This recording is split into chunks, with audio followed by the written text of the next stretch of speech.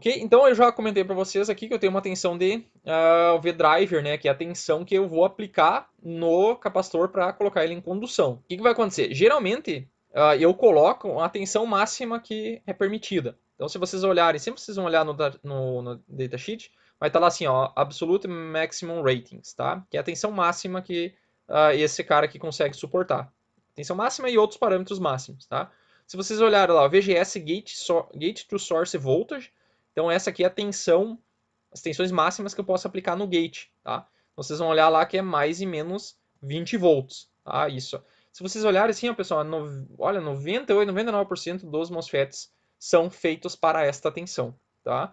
Então, só é interessante colocar essa tensão porque quanto maior a tensão, mais saturado ele vai estar, menor aquela resistência de condução, ou seja, menor as perdas de condução, tá? Menor perda de condução. Então, se o VT é 4, eu não vou trabalhar com 5 volts, com, sei lá, 7, 8 volts. Porque daí ele não vai totalmente saturado, ele vai aquecer mais, a resistência vai ser maior, ele vai aquecer mais. Tá? Então, o interessante é colocar pelo menos uns 10 volts. Tá? Pelo menos uns 10 volts. Ok? Quanto mais próximo de 20 volts, então mais saturado estará, menor será a sua perda de condução. E ele está totalmente acionado quando o VGS atingir 20 volts. De 20 volts não pode passar, senão eu vou danificar. Tá? Posso aplicar menos 20 volts, pessoal, para quê? Para mim desligar mais rapidamente. Porque se eu colocar aqui, ó, se eu colocar, por exemplo, um resistor aqui e uma tensão de menos 20 aqui, ó, pessoal, eu vou colocar, esse capacitor vai desligar mais rápido, tá? Porque eu vou drenar mais rapidamente corrente do capacitor e a sua tensão vai cair mais rapidamente, tá? Então, muitos gate drivers, esse gate driver aqui não tem essa capacidade. Mas alguns gate drivers aplicam tensão negativa para desligar mais rápido o MOSFET. E outra coisa, né, pessoal? Esse capacitor aqui, o CSS, ele também interfere, né, no tempo que demora para ligar e desligar o MOSFET, né? E daí depende também do tipo de circuito que vocês têm aqui. Um capacitor muito grande aqui de entrada vai demorar mais para carregar, ele vai ficar mais tempo na região linear, maior vai ser as perdas. Tá? Beleza? Então, é bom, se a gente puder, né, tentar sempre comprar um MOSFET que tenha capacitância de entrada menor. Menor, melhor. Então, assim, ó, a gente pode construir aquele gate driver, pessoal, ou a gente pode pegar e comprar um gate driver pronto. Tá? Então, todo aquele circuitinho com aqueles transistores vão estar dentro de um CI, um circuito integrado. Então, aqui, pessoal, tem alguns desses CIs comerciais, tá? Eu já usei, eu acho que todos desses aqui, ó. Esse aqui é o FAN 3268, que é da Farshield, que é todos eles são CIzinhos de 8 pinos, tá? Todos eles são SMDs, tá? Pode comprar algum que não seja SMD também, mas a maioria são SMDs. E esse cara aqui, ó, esse FAN 3268, ele é um gate driver duplo, tá? Tem dois gate drivers dentro. Então aqui tem um microcontrolador, pode ser um TIVA, um Arduino, 3.3 volts ou 5 volts, tá? E daí, ó, eu vou aplicar o sinal aqui, ó, tá? E ele vai amplificar o sinal e vai largar nesse pino aqui, tá? Então aqui, ó, nesse VDD eu posso alimentar, ó, de 4.5 até 18 volts, tá? Não pode não chega nem até os 20 aqui. E aqui eu posso entrar com um sinal de 3.3, que ele entende. Ele entende como um nível lógico alto e 0 volt como um nível lógico baixo, tá? Então essa configuração aqui ó, tem dois MOSFETs, ó. Tem um MOSFET em cima e um embaixo, tá? Então o que eu quero? Por exemplo, eu quero ligar esse MOSFET de cima e desligar o de baixo. Então aqui eu tenho, digamos, se eu estou com 18 volts, ó, ligo o MOSFET de cima. Aqui eu vou ter 18 volts, tá? E daí, esse cara aqui tá 1 e esse aqui tá 0, né? Tá desligado, ok? Daí depois eu pego e desligo de cima e ligo o de baixo. Então esse cara aqui fica ligado, né? E aqui eu aplico 0 volt. Então o sinal que eu tenho aqui, só que com maior potência, né? Porque esse MOSFET ele tem capacidade de corrente maior, tá? Então ele é um amplificador digital, tá? Ele amplifica sinais nível lógico alto e baixo, tá? Amplificado pela tensão desse cara aqui. Se eu botar 500 volts aqui, ó, quando eu colocar nível lógico, quando eu colocar 3.3 volts aqui, eu vou ter 500 na saída, tá? Então, o ganho da tensão, de certa forma, depende dessa tensão aqui, que a gente chama de tensão do barramento. Barramento CC de 500 volts, tá? Esse MOSFET aqui, ele só serve para até 18, tá? Essa configuração aqui com dois MOSFETs, pessoal, é o chamado de half bridge, né? Meia ponte, tá? É um circuito bastante utilizado. Eu utilizei bastante esse cara aqui. só que para uma tensão de 800 volts. Tá? Eu trabalhava com 800 volts na minha tese no mestrado, na tese de doutorado e no mestrado também. Tá? Esse cara aqui ó, é uma outra configuração, tá? Que é o FAN 7080, MGF 085.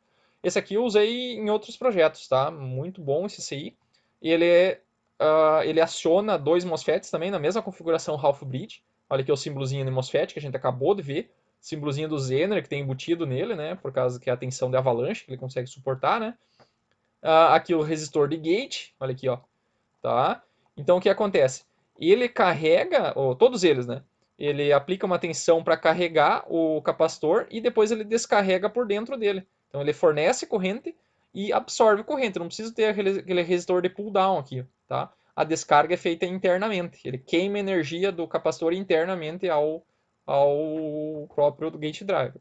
Tá? Como a energia é bem pequenininha, ele não chega a aquecer muito, assim, mas alguns aquecem. Alguns têm inclusive dissipador na parte de baixo do transistor para dissipar para a placa, né, quando ele é SMD, tá? E esse cara aqui, ó, ele pode acionar dois transistores aqui que é até 600 volts de barramento aqui, tá? Esse aí aqui eu já usei. Esse outro aqui, ó, pessoal, vocês estão vendo, ó, que esse MOSFET de cima aqui, ó, eu tenho que aplicar tensão entre gate e o source dele, né? Então, o source não está ligado no terra, tá? Então, esse CI faz isso, tá? Ele tem uma estratégia chamada de bootstrap aqui que faz isso, tá?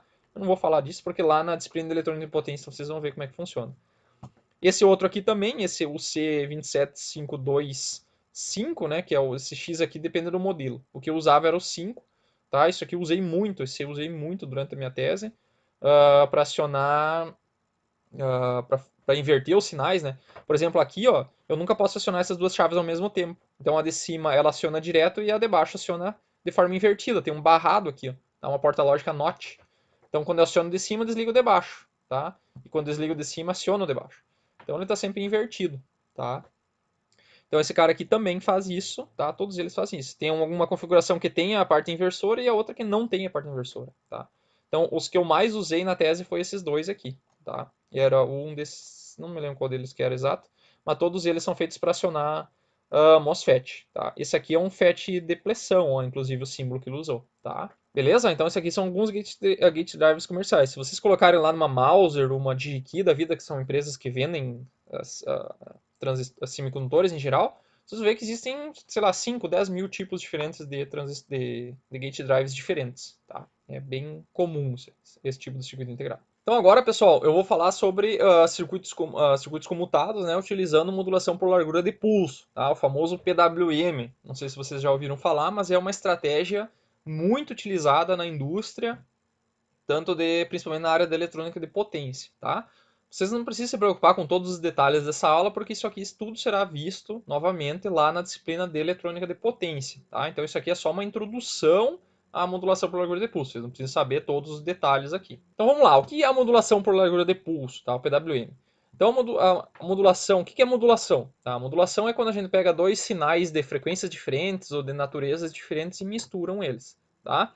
Então a modulação PWM é quando a gente mistura uma triangular e uma onda e realiza uma comparação com o nível CC, que depois eu vou mostrar na simulação como é que a gente faz isso, tá? Então, a saída, o sinal de saída da modulação de largura de pulso, ele é uma onda quadrada, tá? De período fixo. Então, o que é o período, pessoal? O período é essa distância onde a forma de onda começa a se repetir, né? Então, olha aqui, o período é daqui, aqui começou a subir, então aqui começou a subir, então aqui fechou um período, ó. Estão vendo que dentro do período, a forma de onda se repete, tá? E o que muda, tá, dessa forma de onda para essa forma de onda? O tempo que eu fico com a forma de onda em on. Tá? Então aqui você vê, parte da forma de onda está ligada, on, e parte está off, né? Está desligada. Tá? Então o que é a parte on? O tempo on a gente chama de assim, né? T-on, e o período é fixo, né? E esse T-on, então, ele é variável. Ele sai de 0 até T. Ok? E daí, a relação entre o T-on e o T grande, né, que é fixo, a gente chama de razão cíclica, ou duty, tá? Duty, lá do inglês, né, que é... duty em inglês seria como se fosse o serviço, tá? Quanto de serviço ele está prestando, tá? Quando é que ele presta serviço? Quando ele está ligado, né? Quando está on. Então, esse número aqui, pessoal, a gente escreve geralmente um número entre 0 e 1, ou em porcentagem. Então, aqui ele está 10% do tempo on e aqui ele está 50% on, aqui está 90% on. Ou o DUT 01, DUT 05, DUT 09, tá? E daí, para que serve isso, pessoal? Tá? Ele serve o seguinte, ó. Essa forma de onda aqui, pessoal, que a gente chama de forma de onda PWM, ó, VPWM, tensão PWM, ela é uma forma de onda que ele é ou ligado ou desligado, tá? Ela tem um valor de pico, tá? Que eu chamei de VPWM de pico, tá? E o que acontece? Quando a gente troca o DUT, né, que é a razão cíclica dessa forma de onda, ela vai mudar o valor médio da forma de onda, tá? O que é o valor médio? Pela definição de valor médio, como se fosse assim, ó, V médio, ele é o que? Lá pela definição de cálculo, é como se eu pegasse assim, ó, eu somo toda essa área aqui, ó, tá? Então é como se fosse a integral de zero, né? Saindo de zero daqui, ó, até o tempo que ele está ligado, né? Até t on, de quem? Do VPWM, né? VPWM dt, né? E eu divido pelo período, tá? Então, se aqui, ó, digamos que vamos dividir esse período aqui, ó, em 10, tá? Então, 10 partes, tá?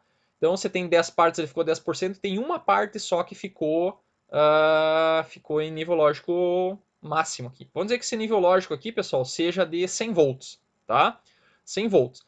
Então, se de 100 volts ele ficou uma parte de 10 ligado, tá? Ou seja, 10%, então quer dizer que o valor médio dessa forma de onda é 10, né? Porque seria aqui o integral de 0 até t1, que é 1 sobre 10 aqui, né? É 10%, né? E eu vou dividir pelo período total aqui, que é 10, né? É como se fosse integral de 0 até 1 dividido por 10. Então, 1 sobre 10 vai dar 10%, né? Ou seja, se aqui eu tiver 100 volts de pico e eu ficar 10% ligado, então eu vou ficar... É como se eu tivesse uma tensão média de 10, tá? Agora, se eu ficar 50% do tempo ligado, eu vou ficar com 50 volts médio, tá? Se eu ficar 90% do tempo ligado, numa tensão de 100 volts, eu vou ficar como se fosse uma tensão média de 90 volts, tá? Então, quanto mais tempo ligado ficar, mais tensão média eu vou ter, tá? Claro que a tensão média aqui eu desenhei como uma reta, né? Mas ela é uma onda quadrada, né? Só que o que acontece? Então, se eu aplicasse isso aqui, por exemplo, eu quisesse controlar, pessoal, o brilho de uma lâmpada, tá? Pense numa lâmpada incandescente, tá? Se eu ficar 10% do tempo ligado à lâmpada e 90% desligado, essa lâmpada vai brilhar 10% do valor original, tá? Se eu ficar 50% do tempo ligado e 50% desligado, a lâmpada vai brilhar com metade do brilho, tá? Faz sentido isso? Faz. Só que daí alguém vai perguntar, mas a lâmpada vai ficar piscando. Vai ficar piscando, a gente vai ficar louco, né? Imagina se a lâmpada estivesse sempre piscando. Só que o que acontece, pessoal?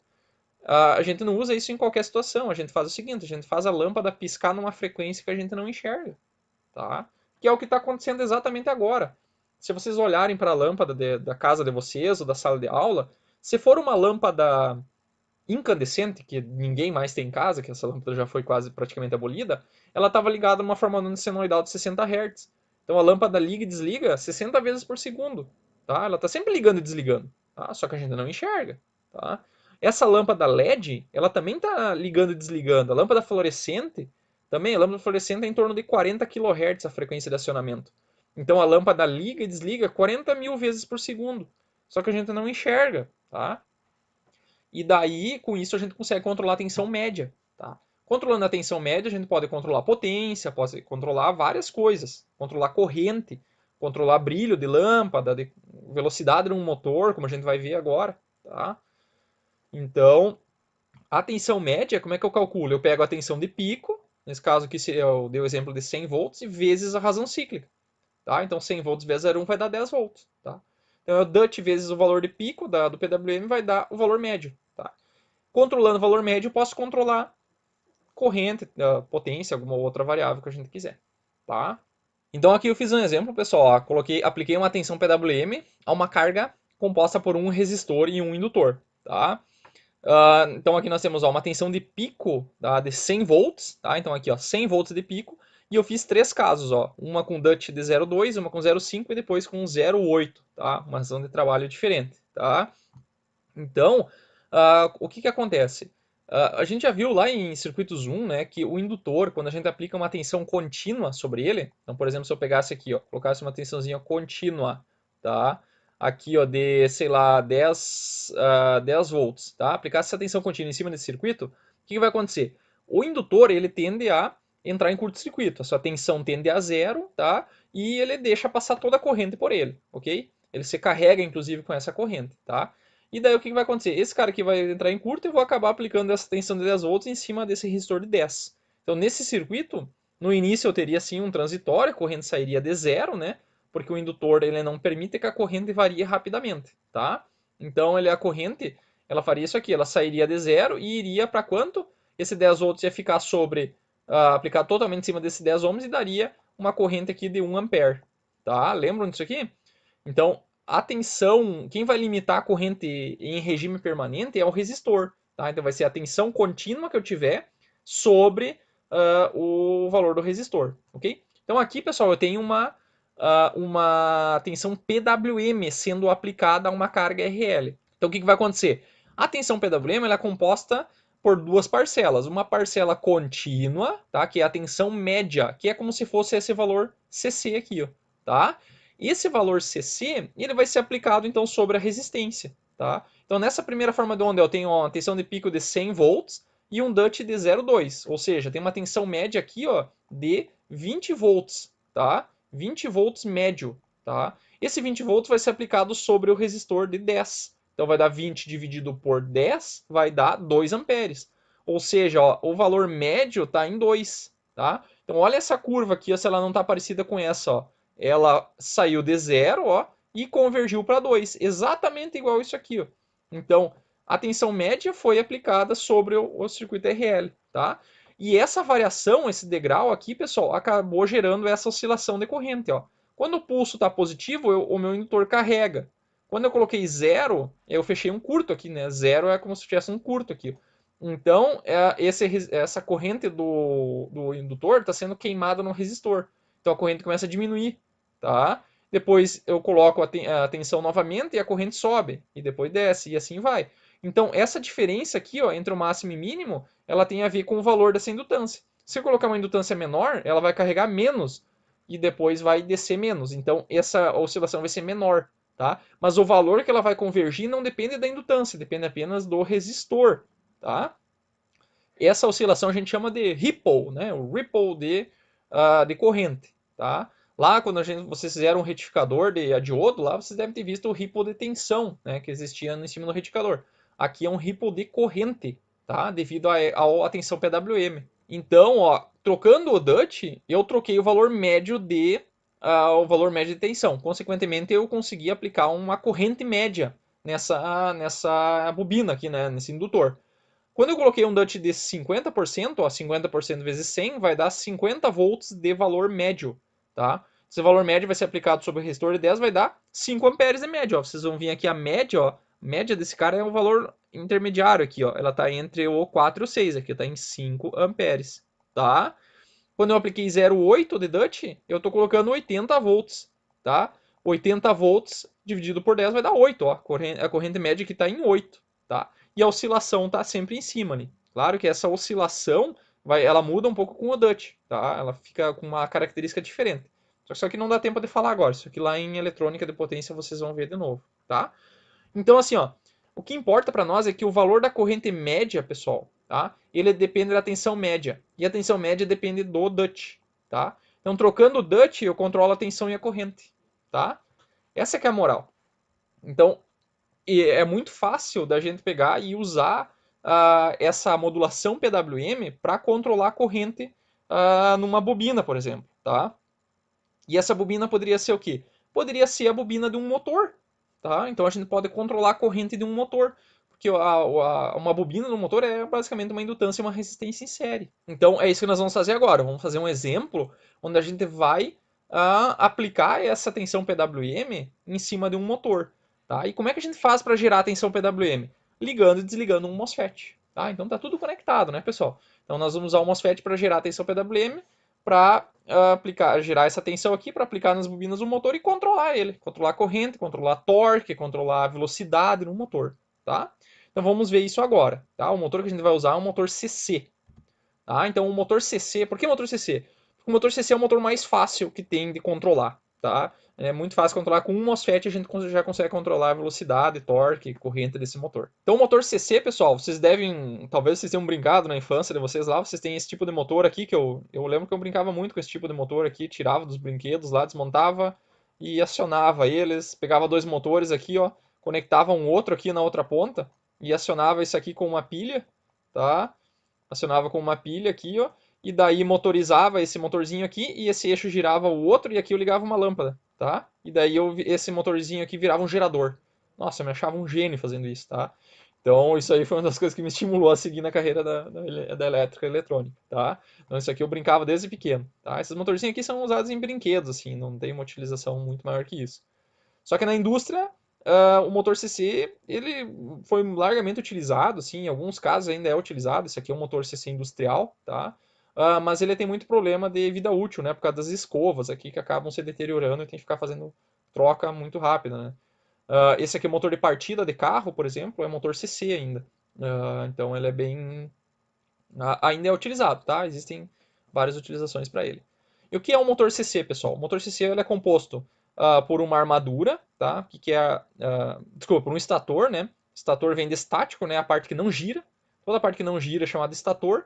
E aqui nós temos o rotor, tá? Que no caso do motor CC, no rotor nós temos as bobinas, tá? Aqui tem os material aço laminado, né?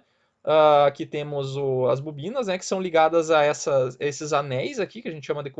Nesse caso não são anéis, né? São comutadores, né? São placas de cobre, tá? Que elas giram aqui, ó, e nelas são ligados essas escovas aqui, né? Que são ligados aqui ao terminal positivo, né? E aqui ao terminal negativo, se quiser, né? E daí aqui eu ligo uma tensão contínua, tá? Daí o que vai acontecer? Essa corrente vai circular aqui, ó, vai passar por essa escova, né? E vai ser conectado a esse comutador aqui, que vai passar a corrente pela bobina, vai girar e vai sair do outro lado aqui e vai voltar para a fonte, tá? Aqui, ó, nesse estator, nós temos aqui um campo magnético, né? Geralmente num sentido só, né? Pode ser feito através de ímãs, posso ter ímãs aqui, ou eu posso ter bobinas aqui, tá? Posso ter bobinas aqui e bobinas aqui, tá? E essas bobinas, eu também alimento elas com corrente contínua. Então, posso pegar essas bobinas aqui, ó, e ligar na mesma fonte aqui também, tá? Em paralelo com a fonte e em paralelo com essas bobinas, ou posso estar em série com essa bobina principal. Daí surgem os diferentes tipos de motores, tá? Mas a moral da história é que nós aplicamos tensão contínua no motor, tá? Tem até uma figurinha aqui para mostrar, ó. Nós temos aqui, ó, as escovas, né? E um campo magnético, né? Formado aqui por um ímã, tá? Então esse ímã ele geralmente é fechado, né?